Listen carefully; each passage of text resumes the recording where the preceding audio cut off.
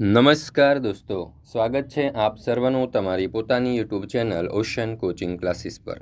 મિત્રો, આજે આપણે ધોરણ 6ના ગુજરાતી વિષયની જે સ્વ અધ્યયન પોથી છે તે સ્વ અધ્યયન પોથીના પાઠ નંબર 19 કોઈ દેખાડોનું સંપૂર્ણ સોલ્યુશન આપણે આ વિડીયોની અંદર જોવાના છે। મિત્રો, આપણી આ ચેનલ ઉપર ધોરણ 6ની જે સ્વ અધ્યયન પોથીનો ભાગ 6 છે તેમાં આપવામાં આવેલા દરેક વિષયના દરેક પાઠના સંપૂર્ણ સોલ્યુશનના વિડીયો અને પીડીએફ મુકાઈ ચૂક્યા છે। આ વિડીયો અને પીડીએફનો અભ્યાસ કરવા માટેની લિંક તમને નીચે ડિસ્ક્રિપ્શન બોક્સમાં મળી જશે, તો જરૂરથી તેનો અભ્યાસ કરી લેજો। ચાલો દોસ્તો, શરૂ કરીએ પાઠ નંબર 19 કોઈ દેખાડો। એમાં પ્રશ્ન નંબર 1, આપેલા વિધાનો માટે યોગ્ય વિકલ્પ પસંદ કરી બોક્સમાં લખો। પહેલો સવાલ, કાવ્યમાં કોણ વિરહ પામે છે? તો જવાબ આવશે વિકલ્પ ક, કાવ્યમાં ગોપી વિરહ પામે છે। બીજું, કાવ્યમાં હીર અહીં વસે છે તે કેવી રીતે ખબર પડે છે? તો જવાબ આવશે વિકલ્પ પ, તે ચોકમાં દીવા બળે છે। ત્રીજો સવાલ, કાવ્યમાં ત્રાંબાળું ત્રાસમાં ટાઢો કર્યો રે લોલ એટલે? તો જવાબ આવશે વિકલ્પ ક, તાંબાના પાત્રમાં શીરો ઠંડો કર્યો। ચોથું, મને કોઈ તો દેખાડો દીનાનાથ રે આવું ગોપી શા માટે કહે છે? તો એમાં જવાબ આવશે વિકલ્પ ક, જમતી વખતે કૃષ્ણની યાદ આવે છે એટલે। મિત્રો, ધોરણ 3થી 8ની આ જે સ્વ અધ્યયન પોથી છે તે સ્વ અધ્યયન પોથીના દરેક પાઠના સોલ્યુશનના વિડીયો અને પીડીએફ આપણી ચેનલ ઉપર મુકાઈ ચૂક્યા છે અને આપણી એપ્લિકેશન ઉપર તેની પીડીએફ પણ ઉપલબ્ધ છે। અને હવે તો પીડીએફ તમે વોટ્સઅપ પર પણ મેળવી શકો છો। એના માટે તમને જે નંબર આપેલો છે નંબર ઉપર કોલ કરવાનો છે મિત્રો, ફોન કરી અને તમે પીડીએફ વોટ્સઅપ પર મંગાવી શકો છો। તો જરૂરથી આ પીડીએફનો અભ્યાસ કરી લેજો, જે તમારી પરીક્ષા માટે પણ તમને ઉપયોગી થશે। ત્યાર પછી છે પ્રશ્ન નંબર 2, તમને ગમતું લગ્ન ગીત લખી તેના પરથી 5 પ્રશ્ન બનાવો।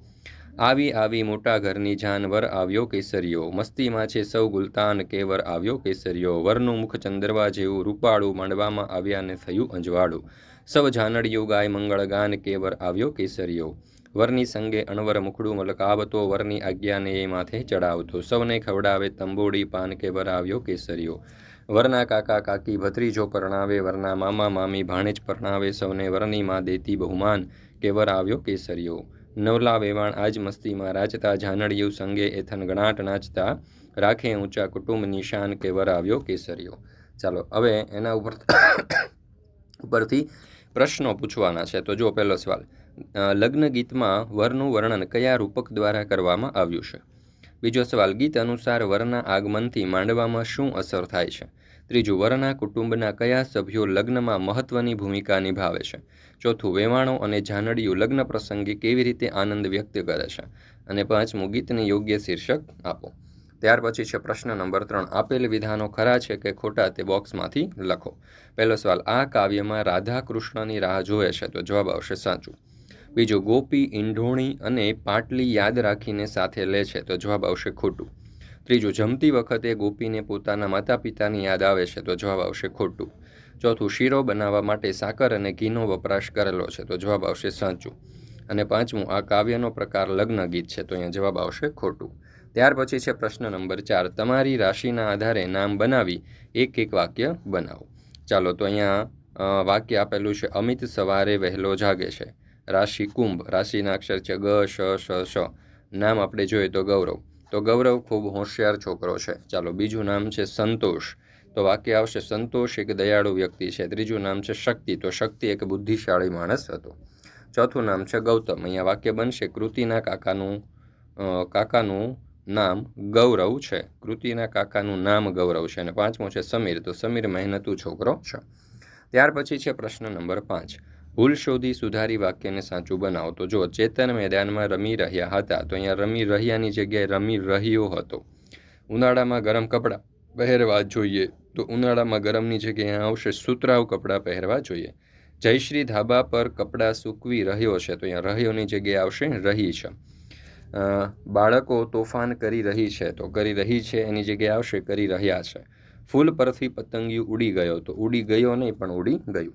પ્રશ્ન નંબર 6, કાવ્યના આધારે પ્રશ્નોના જવાબ આપો।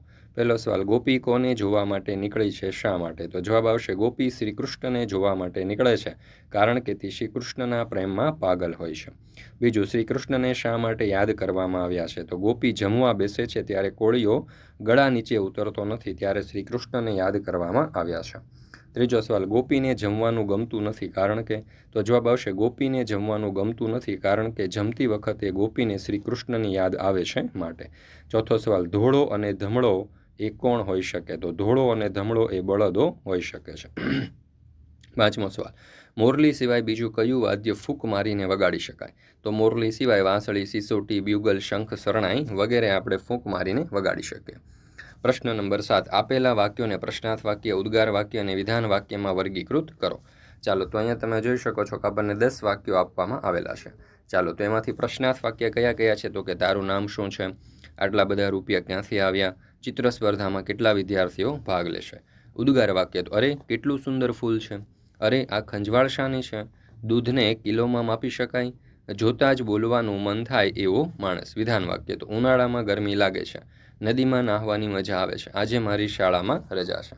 ત્યાર પછી છે પ્રશ્ન નંબર 8, કાવ્ય પંક્તિને ગદ્ય સ્વરૂપે લખો. ચાલો જુઓ, પહેલું વાક્ય, મેં તો જાણ્યું હરી અહીં વસે રે લોલ. તો અહીંયા વાક્ય આવશે કે મને જાણ થઈ કે શ્રી હરિ અહીં વસવાટ કરે છે. હું તો જમવા બેઠી ને જીવન સાંભળ્યા લે લોલ. તો હું જમવા બેઠી ત્યારે મને ભગવાન શ્રી કૃષ્ણની યાદ આવી. નવલે સુતારે ઘડી પિંજણી રે લોલ. તો નવલા સુતારે વેલડી ઘડી. કોળીઓ ભરાવું જમણા હાથ રે લોલ. તો જમણા હાથથી કોળીઓ ખવડાવું. હું તો પાણીડાની મસે જોવા નિસરી લે લોલ. તો હું તો પાણી ભરવાના બહાને જોવા નીકળી. ત્યાર પછી છે પ્રશ્ન નંબર 9, આપેલા વાક્યમાં બંધ બેસતો ભાવ કાઉન્સમાંથી શોધીને લખો. તો જો પહેલું આપ્યું છે કે મારી મમ્મીએ મને મારા મિત્રોની સામે ઠપકો આપ્યો. તો અસ્વસ્થ, દુઃખી કે ક્રોધિત? તો અહીંયા દુઃખનો ભાવ થયો. બીજું, એકમ કસોટીમાં બધા કરતાં મારા વધારે ગુણ આવ્યા, તેથી વર્ગમાં મારું માન વધી ગયું. તો અહીંયા ગર્વનો ભાવ થયો. અચાનક મારા હાથમાંથી પાણીની બોટલ નીચે પડી અને તૂટી ગઈ. તો અહીંયા ભયભીત થયો. પુત્ર વિયોગને દબાવી તે પાછા ફરવાની રાહ જોવા લાગ્યા. તો અહીંયા દુઃખનો ભાવ છે. અરે રે આવા પરાક્રમી પુત્રને મેં સદા માટે ગુમાવ્યો. તો અહીંયા શોકનો ભાવ છે. ડૉક્ટરની ખુરશી નીચે 2 રૂપિયાની નોટ પડી હતી. એ નોટ જોઈ ખુશી રાજી રાજી થઈ ગઈ. તો અહીંયા આનંદિત એટલે કે આનંદનો ભાવ છે. ત્યાર પછી છે પ્રશ્ન નંબર 10, આપેલા શબ્દ પરથી ઉદાહરણ મુજબ લખો. વરસાદ, ધોધમાર વરસાદ, આજે સવારે ધોધમાર વરસાદ પડ્યો, અને આજે સવારે અને સાંજે ધોધમાર વરસાદ પડ્યો. તો એવી રીતે છે ફુગ્ગો. તો રંગીન ફુગ્ગો, બાળક પાસે રંગીન ફુગ્ગો હતો, અને વશરામભાઈના બાળક પાસે રંગીન ફુગ્ગો હતો. નદી, વહેતી નદી, અમારા ગામમાંથી નદી વહેતી હતી, અને અમારા ગામમાંથી વાંકી ચૂકી નદી વહેતી હતી. મોરલી, મોરલીનો સૂર મધુર હોય છે. શ્રી કૃષ્ણની મોરલીના સૂર ખૂબ જ મધુર હોય છે. શેરી, વાંકી ચૂકી શેરી, અમરાવતી નગરની શેરી વાંકી ચૂકી છે. અમરાવતી નગરની વાંકી ચૂકી શેરીઓમાં બાળકો રમતા હતા. ઈંડોળી, રંગીન ઈંડોળી, રાધાએ રંગીન ઈંડોળી લીધી. આજે રાધા રંગીન ઈંડોળી લઈ પાણી ભરવા નીકળી. તો મિત્રો, અહીંયા આપણે આ ગુજરાતી વિષયની સ્વઅધ્યયન પોથીનો આ જે પાઠ છે તે અહીંયા પૂર્ણ કરીએ છીએ. ફરી મળીશું મિત્રો આપણે ધોરણ 6ની સ્વઅધ્યયન પોથીના ગુજરાતી વિષયના નવા પાઠના સંપૂર્ણ સોલ્યુશન સાથે. મિત્રો, આ વિડીયો તમારા દોસ્તો મિત્રો સુધી અવશ્ય શેર કરજો. આપણી ચેનલને તમે સબસ્ક્રાઈબ ન કરી હોય તો અવશ્ય સબસ્ક્રાઈબ કરી દેજો, અને સાથે સાથે આ વિડીયો જે છે તમારા તમામ દોસ્તો મિત્રો સુધી શેર કરજો, જેથી કરીને તેઓ પણ આ વિડીયો અને પીડીએફનો અભ્યાસ કરી શકે.